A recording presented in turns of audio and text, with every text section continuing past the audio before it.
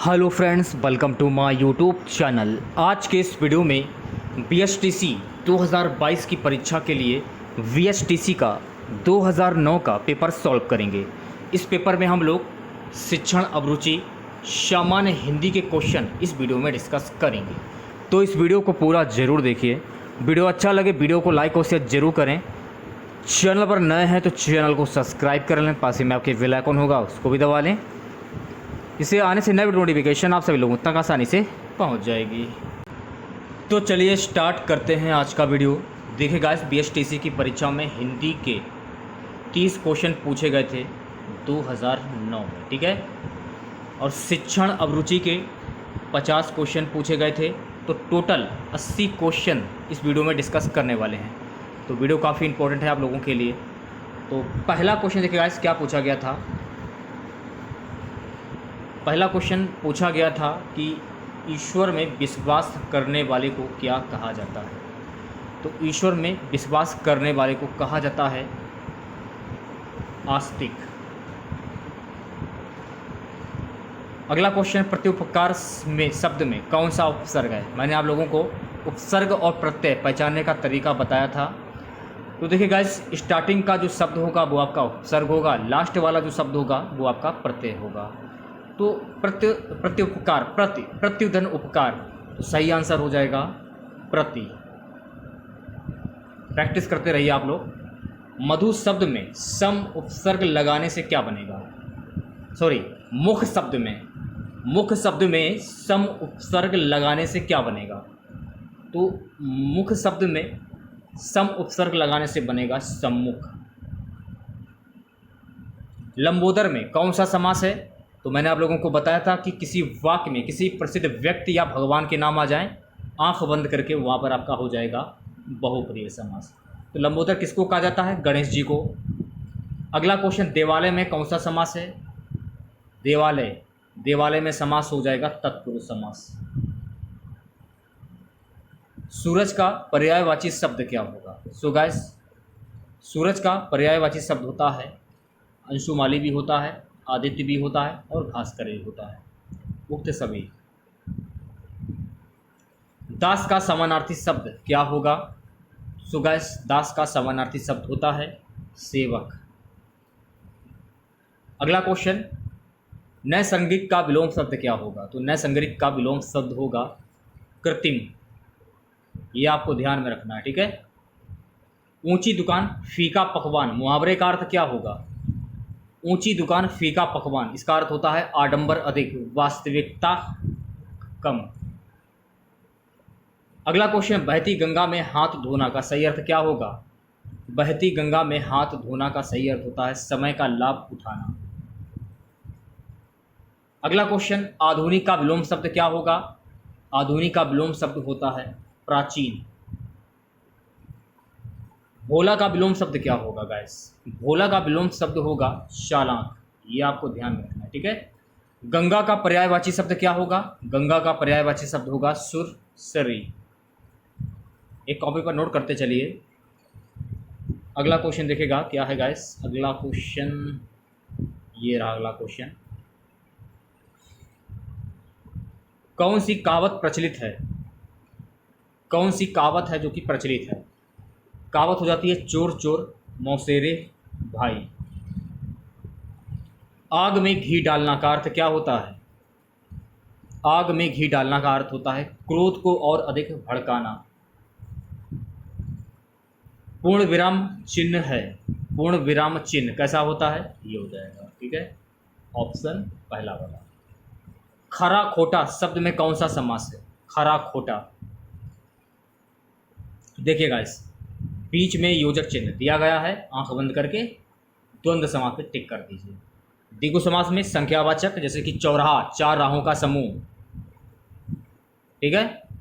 नवरत्न, नवरत्न यानी इसमें नव निकल रहा है तो द्विगु समास, ठीक है, इस प्रकार से कर सकते हैं। बहुप्रिय मैंने आपको बता दिया है और कर्मधार आपको पता ही होगा, ठीक है। विराम चिन्ह लगाने से क्या होता है, भाषा में सुंदरता भी आती है, भाषा में स्पष्टता भी आती है, भाषा के भाव को समझने में सरलता रहती है। सही आंसर हो जाएगा उक्त सभी।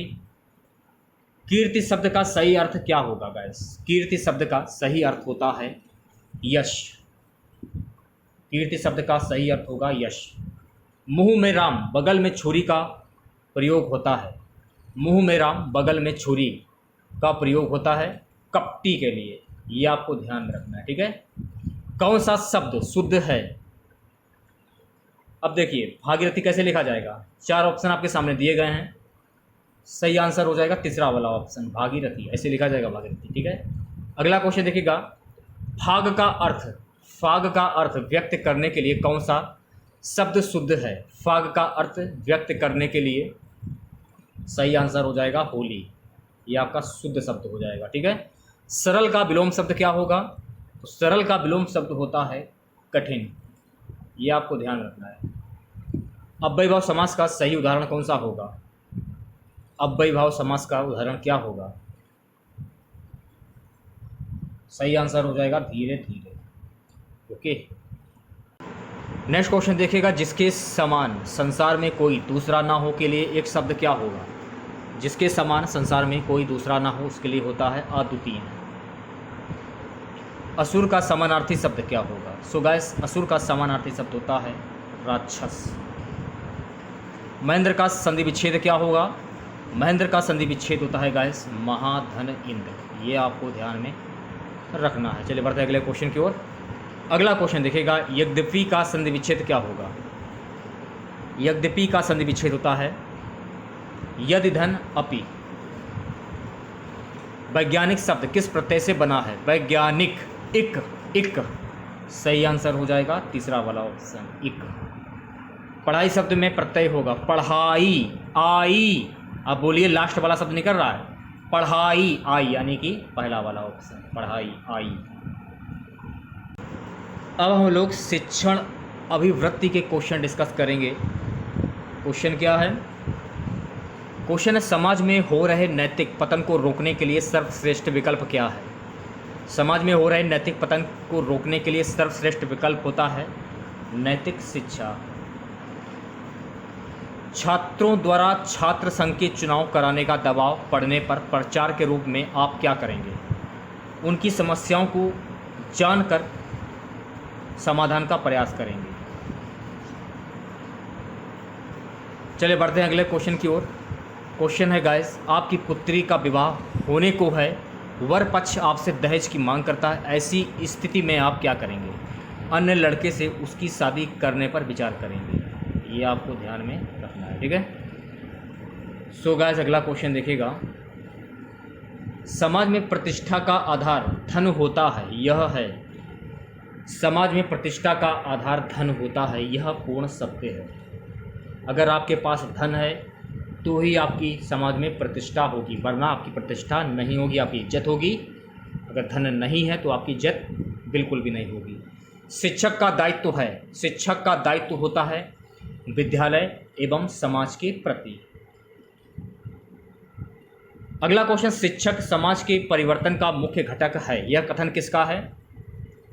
शिक्षक समाज के परिवर्तन का मुख्य घटक है, यह कथन है आंशिक सत्य।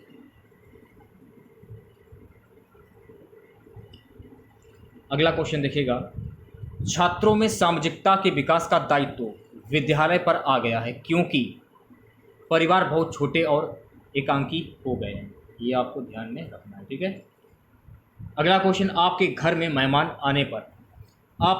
मेहमान आने पर आप यथाशक्ति उचित सत्कार करेंगे।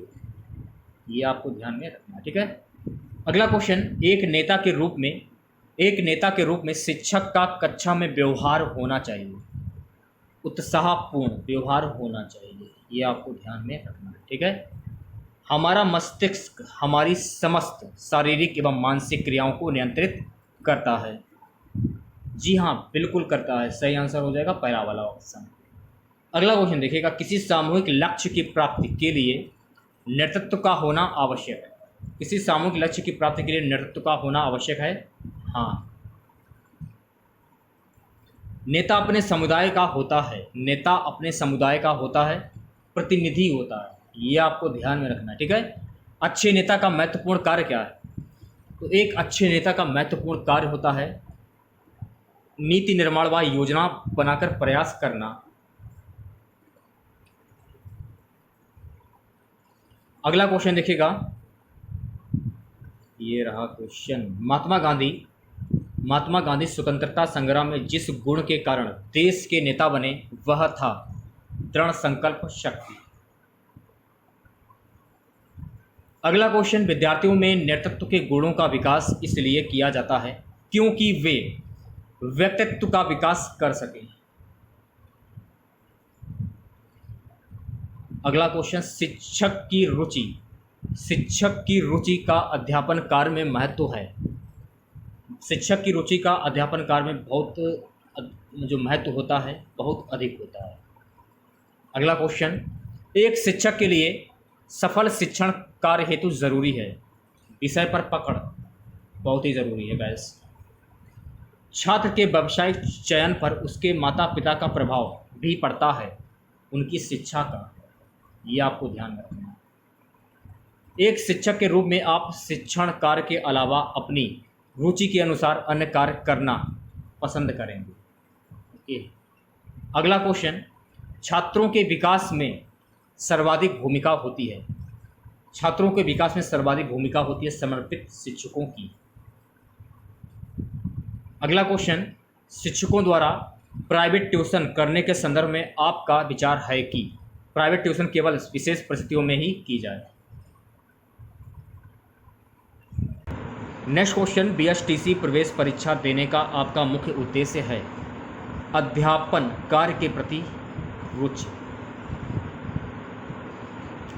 शिक्षक प्रशिक्षण का मूलभूत उद्देश्य क्या है? तो शिक्षक प्रशिक्षण का मूलभूत उद्देश्य होता है शिक्षकों में आवश्यक कौशल विकसित करना। अगर आप टीचर बन रहे हैं तो आपके अंदर क्या क्या चीज़ें होनी चाहिए, ये आपको कमेंट बॉक्स में बताना है। छात्रों में अनुशासनहीनता के निराकरण का श्रेष्ठ उपाय क्या होता है? सही आंसर हो जाएगा छात्रों से सीधे संपर्क स्थापित कर अनुशासनहीनता के कारणों को मालूम करना। अगला क्वेश्चन, आपकी कक्षा में कुछ उद्दंड छात्र हैं, आप उनके साथ किस प्रकार के संबंध रखना चाहेंगे? निष्पक्ष संबंध रखना चाहेंगे। ठीक है। अगला क्वेश्चन, यदि आप अपने विद्यालय के छात्रावास वार्डन हैं तो आप अनुशासन कैसे स्थापित करेंगे? छात्रों के साथ संवाद स्थापित करके। बात करते हैं अगले क्वेश्चन की, प्राचार्य तथा अन्य शिक्षकों के मध्य जो संबंध होते हैं उस पर विद्यालय का संपूर्ण वातावरण निर्भर करता है, सदैव निर्भर करता है। अपने पड़ोसी से संबंध तोड़कर ही सुखी जीवन व्यतीत किया जा सकता है? बिल्कुल नहीं। अगर आपके पड़ोसी से आपका व्यवहार अगर खराब है तो वक्त पे पड़ोसी ही काम में आता है, तो पड़ोसी से आप संबंध अच्छे ही बनाकर चलें।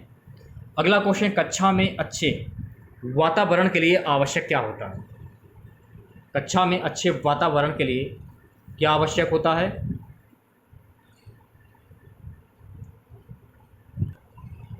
सही आंसर हो जाएगा अध्यापक एवं छात्रों के मध्य सौंदर्यपूर्ण संबंध रहें। सो गाइस, अगला क्वेश्चन, आप एक अध्यापक हैं, आपकी सहयोगी अध्यापिका के साथ आपका व्यवहार कैसा होना चाहिए? सामान्य।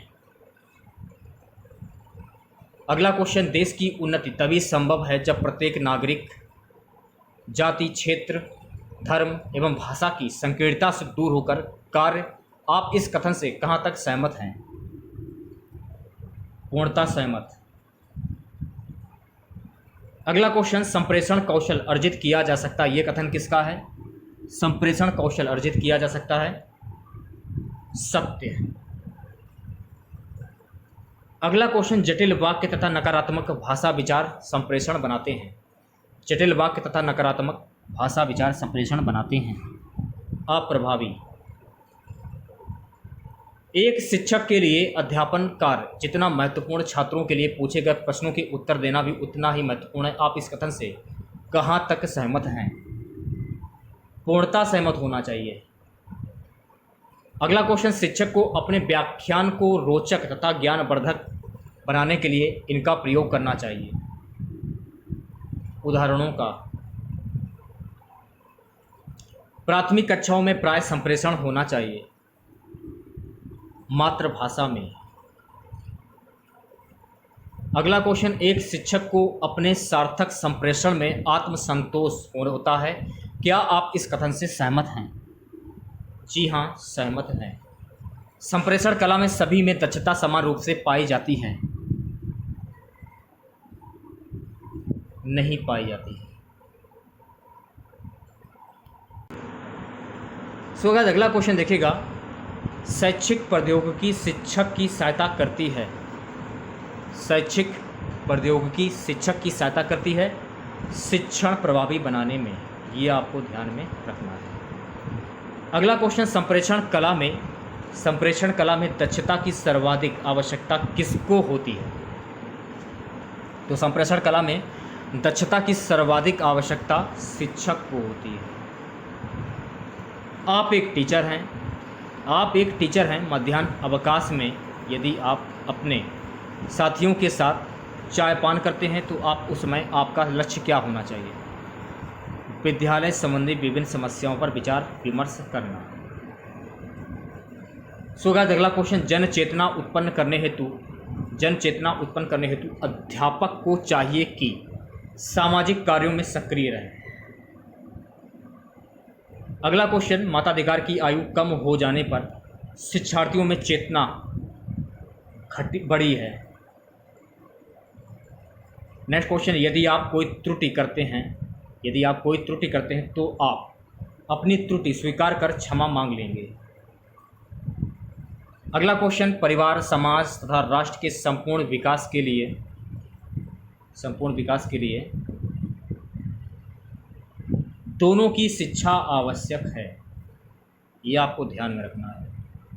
शिक्षक को अपने शिक्षण कार्य के अलावा विद्यार्थियों के स्वास्थ्य के संबंध में सजग रहना चाहिए, इस कथन से आप पूर्णतः सहमत हैं। अगला क्वेश्चन, लक्ष्य प्रधान संप्रेषण ही सार्थक होता है, क्या आप इस कथन से जी हाँ पूर्णतः सहमत हैं? अध्यापक को अपने विद्यार्थियों को समाज में उचित स्थान दिलवाने हेतु क्या करना चाहिए? उनमें सामाजिक दृष्टिकोण का विकास करें। ओके।